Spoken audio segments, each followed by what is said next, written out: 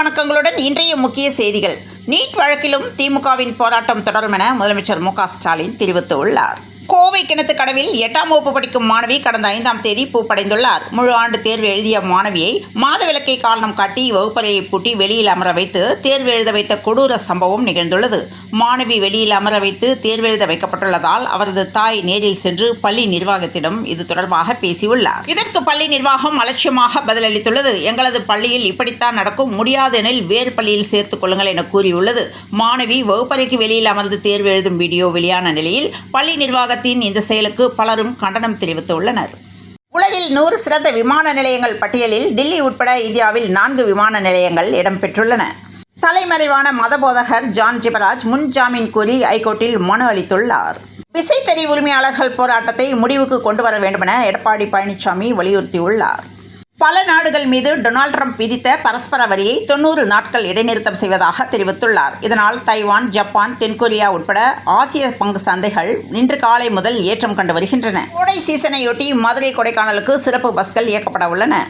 ராஜஸ்தானில் ராட்சச பலூன் சோதனை ஓட்டத்தில் 60 அடி உயரத்துக்கு இழுத்து செல்லப்பட்ட ஊழியர் பலியாகியுள்ளார்.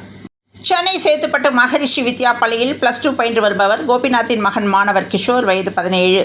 மாணவனின் பள்ளியில் பயின்று வரும் 3 மாணவர்கள் கிஷோரை உருவகேலி செய்துள்ளனர். இதனால் மிகுந்த கவலையடைந்த சிறுவன் இது குறித்து பள்ளி நிர்வாகத்திடம் புகார் அளித்தும் எந்தவொரு நடவடிக்கையும் எடுக்கப்படாததால் இதன் விளைவாக விரக்தியடைந்த மாணவர் ஒரு கட்டத்திற்கு மேல் வீட்டின் 4வது மாடியிலிருந்து குதித்து தற்கொலை செய்து கொண்டுள்ளார். இச்சம்பவம் அப்பகுதியில் பெரும் சோகத்தை ஏற்படுத்தியுள்ளது.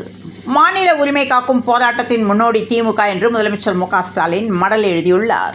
சேலம் மாவட்டம் எடப்பாடி அருகே தாவாந்தெருவில் திருநாய்கள் கடித்து 20க்கும் மேற்பட்டோர் காயமடைந்தனர். திருநாய்கள் கடித்து காயமடைந்த 20க்கும் மேற்பட்டோர் சிகிச்சைக்காக அரசு மருத்துவமனையில் அனுமதிக்கப்பட்டுள்ளனர்.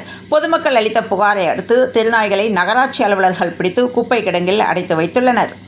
சென்னை பேசின் பிரிட்ஜ் பகுதியைச் சேர்ந்தவர் ஜான் தேவராஜன், வயது 33. இவர் ஜாமீன் கையெழுத்து போட்டதால் வந்த துயரம், மனைவியிடம் வீடியோ கால் பேசியபடி தூய்மை பணியாளர் பரிதாபமாக தற்கொலை செய்து கொண்டுள்ளார். தமிழகத்தில் போதைப்பொருள் கடத்தல் குறித்து பல்வேறு நபர்களை போலீசார் கைது செய்து வருகின்றனர். இருப்பினும் பல்வேறு நவீன முறைகளில் போதைப் பொருட்கள் விற்பனை என்பது அதிகரித்து வருகிறது. இந்நிலையில் கிரிண்டர் என்ற ஆப் மூலம் போதைப்பொருள் அதிகப்படியாக விற்பனை செய்யப்பட்டு வருவதாக காவல்துறையினருக்கு தகவல் வந்துள்ளது. இந்நிலையில் இந்த செயலியை தடை செய்யக்கோரி தமிழக அரசுக்கு சென்னை காவல் ஆணையர் அருண் கடிதம் எழுதியுள்ளார். திருத்தணி முருகன் கோயிலில் பக்தர் தவறவிட்ட ரூபாய் 1.5 லட்சம் மதிப்பிலான தங்க நகையை கண்டெடுத்து போலீசாரிடம் ஒப்படைத்த 2 சிறுமிகளுக்கு இன்று காலை திருவள்ளூர் SP ஸ்ரீனிவாச பெருமாள் பதக்கங்கள் மற்றும் பரிசுகளை அளித்து பாராட்டியுள்ளார். விசைத்தறியாளர்களின் கூலி உயர்வு பிரச்சினைக்கு தீர்வு காண வேண்டுமென ஓ பன்னீர்செல்வம் வலியுறுத்தியுள்ளார். சொத்து குவிப்பு வழக்கில் முன்னாள் அமைச்சர் வீரபாண்டி ஆறுமுகத்தின் குடும்பத்தினர் விடுதலை செய்யப்பட்டிருந்ததை சென்னை உயர்நீதிமன்றம் ரத்து செய்துள்ளது. பங்குனி உத்திர திருவிழாவை முன்னிட்டு பழனிமலை முருகன் கோவிலில் இன்று முதல் 4 நாட்களுக்கு தங்கத்தேர் புறப்பாடு ரத்து செய்யப்பட்டுள்ளது. அமித்ஷாவிற்கு எதிராக சென்னையில் நாளை கண்டன ஆர்ப்பாட்டம் நடைபெறும் என்று செல்வ பெருந்தகை தெரிவித்துள்ளார். டெல்டா பாசனத்துக்கு மேட்டூர் அணையிலிருந்து தண்ணீரை வரும் ஜூன் 12ஆம் தேதி முதல்வர் திறந்து வைக்கிறார் என நீர்வளத்துறை கூடுதல் தலைமை செயலாளர் மங்கத்ராம் சர்மா தெரிவித்துள்ளார். பாமகவுக்கு இனி நானே நிறுவனராகவும் தலைவராகவும் செயல்படுவேன் என்றும் அன்புமணி செயல் தலைவராகவும் கௌரவ தலைவராக GK மணியும் செயல்படுவார்கள் என்று ராமதாஸ் அறிவித்துள்ளார். இது தமிழக அரசியல் வட்டாரத்தில் பெரும் சலசலப்பை ஏற்படுத்தியுள்ளது. காஞ்சிபுரம் மாவட்டம் திருக்கழுக்குன்றம் கல்பாக்கத்தை சேர்ந்த சேவகன் மகன் மோகன்குமார், வயது 34. இவர் சென்னையில் உள்ள ஜூம் இன்ஃபோ என்ற தனியார் நிறுவனத்தில் இன்ஜினியராக பணிபுரிந்து வந்தார். இந்நிலையில் விபத்தில் இருந்த இன்ஜினியர் குடும்பத்துக்கு ரூபாய் 1,44 லட்சம் நஷ்டஈடு வழங்க கடலூர் கோர்ட் உத்தரவிட்டுள்ளது. கோவையில் மாற்றுத்திறனாளிகள் நலத்துறை சார்பில் இணைப்பு சக்கரங்கள் பொருத்தப்பட்ட பெட்ரோல் ஸ்கூட்டர் வழங்கும் நிகழ்வில் அமைச்சர் செந்தில் பாலாஜி பங்கேற்று தொடங்கி வைத்தார். இதன் பின்னர் செய்தியாளர்களை சந்தித்த போது தேவைக்கு அதிகமாக மின்சாரம் இருப்பதாகவும் கோடையில் எந்த தடையும் இருக்காது என்றும் அமைச்சர் செந்தில் பாலாஜி உறுதியளித்துள்ளார். தொகுதி 4 தேர்வு மூலம் தேர்ந்தெடுக்கப்பட்ட போக்குவரத்து துறை உதவியாளர்களுக்கு இன்னும் பணி நியமன ஆணை வழங்காதது ஏன் என்று தமிழக அரசுக்கு பாமக செயல் தலைவர் அன்புமணி கேள்வி எழுப்பியுள்ளார். கடலூர் அருகே அரசு விரைவு பேருந்தும் தனியார் பேருந்தும் மோதி விபத்துக்குள்ளானதில் 18 பேர் படுகாயமடைந்துள்ளனர். பொன்னேரி கவரைப்பேட்டை இடையே பராமரிப்பு பணி நடைபெற இருப்பதால் சென்ட்ரல் கும்மிடிப்பூண்டி மின்சார ரயில் உட்பட 18 மின்சார ரயில்கள் ரத்து செய்யப்படுவதாக தெற்கு ரயில்வே தெரிவித்துள்ளது. தமிழகத்தில் மிகவும் பிரசித்தி பெற்ற கோவிலில் ஒன்றான கோவை மருதமலை முருகன் கோவிலில் வெள்ளிவேல் திருடப்பட்ட சம்பவம் பரபரப்பை ஏற்படுத்தியிருந்த நிலையில் திருட்டில் ஈடுபட்ட நபரை போலீசார் கைது செய்துள்ளனர். கோயம்புத்தூர் மாவட்டம் சூலூர் கண்ணம்பாளையம் பகுதியில் பஞ்சு குடோனில் இன்று அதிகாலை தீ விபத்து ஏற்பட்டது. இதில் அங்கிருந்த ரூபாய் 70 லட்சம் மதிப்பிலான பொருட்கள் இருந்து நாசமாகின. நாளை பங்குனி உத்திரத்தை ஒட்டி கன்னியாகுமரி தோவாலை மலர் சந்தையில் பூக்களின் விலை கடும் உயர்ந்துள்ளது. மதுரை மாவட்டம் கடச்சனேந்தல் ஹரிணி ஆறுமுகம் நகர் 2வது தெருவை சேர்ந்தவர் ரமேஷ் தங்கராஜ். இவர் புதூர் காவல் நிலையத்தில் காவலராக பணிபுரிந்து வருகிறார். இந்நிலையில் ரமேஷ் தங்கராஜ் மற்றும் அவரது மனைவி பிரேமலதா ஆகிய இருவரும் குயின் ட்ரேடிங் என்ற பெயரில் பங்குச்சந்தையில் முதலீடு செய்தால் 2 மடங்கு லாபம் தருவதாக கூறி தங்கும் விடுதி ஒன்றில் கூட்டம் நடத்தியுள்ளனர். இந்நிலையில் பங்குச்சந்தையில் முதலீடு செய்த ரூபாய் 24 கோடி மோசடி செய்த புதூர் போலீஸை பாதிக்கப்பட்டவர்கள் மதுரை கலெக்டரிடம் புகார் தெரிவித்துள்ளனர். தூத்துக்குடியில் மே 15ஆம் தேதிக்குள் கடைகள், உணவகங்களுக்கு தமிழில் பெயர் பலகை வைக்க வேண்டுமென கலெக்டர் உத்தரவு பிறப்பித்துள்ளார். கும்பகோணம் நாகேஸ்வரர் கோயிலில் தேர் திருவிழாவில் பக்தர்கள் வெள்ளத்தில் தேர் ஆடி அசைந்து வந்தது.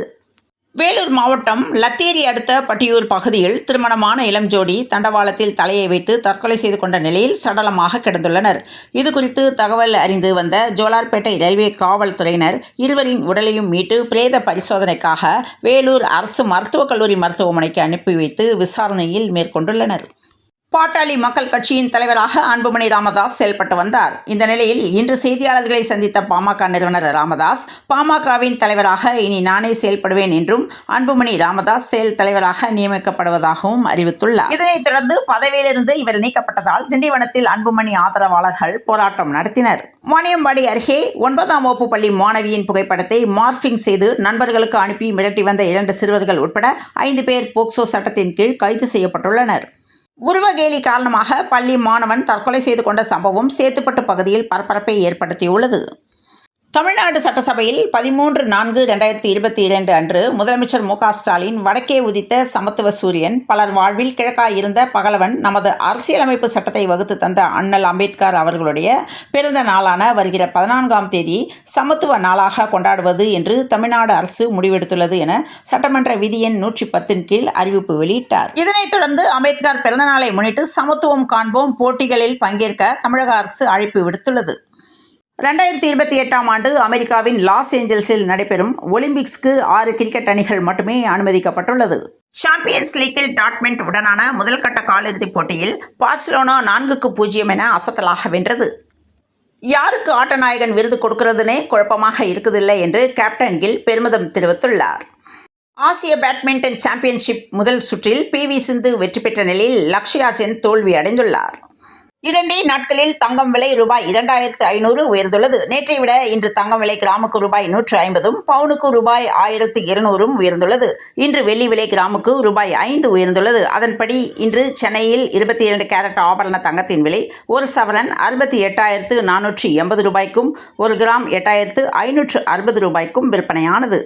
தூத்துக்குடியில் கடலில் பலத்த காற்று வீசுவதால் தூத்துக்குடி மாவட்டத்தில் 500 விசைப்படகுகள், 1000 நாட்டுப் படகுகள் கரையில் நிறுத்தப்பட்டுள்ளது. தென் கடலோர குமரிக்கடல் பகுதி, மன்னார் வளைகுடா பகுதியில் இன்று பலத்த காற்று வீசும் என வானிலை மையம் எச்சரிக்கை விடுத்துள்ளது.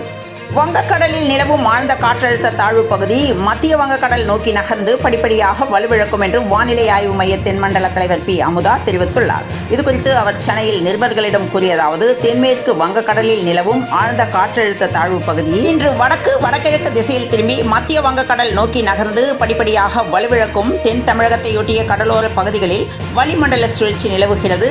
இதன் காரணமாக இன்று முதல் வருகிற 15ஆம் தேதி வரை தமிழகத்தில் ஓரிரு இடங்களிலும், புதுச்சேரி, காரைக்கால் பகுதிகளிலும் இடி மின்னலுடன் கூடிய மிதமான மழைக்கு வாய்ப்புள்ளது. கோவை மாவட்ட மலைப்பகுதிகளிலும், நீலகிரி, தேனி, தென்காசி மாவட்டங்களிலும் இன்று ஓரிரு இடங்களில் கனமழைக்கு வாய்ப்புள்ளது என சென்னை மற்றும் புறநகர் பகுதிகளிலும் இன்று வெப்பம் 97 டிகிரி பாரன்ஹீட்டை நெருங்கியுள்ளது என்று சென்னை வானிலை ஆய்வு மையம் தகவல் தெரிவித்துள்ளது. இத்துடன் இந்த செய்திகள் நிறைவடைந்தன. மீண்டும் நாளை காலை செய்தியில் சந்திப்போம். நன்றி, வணக்கம்.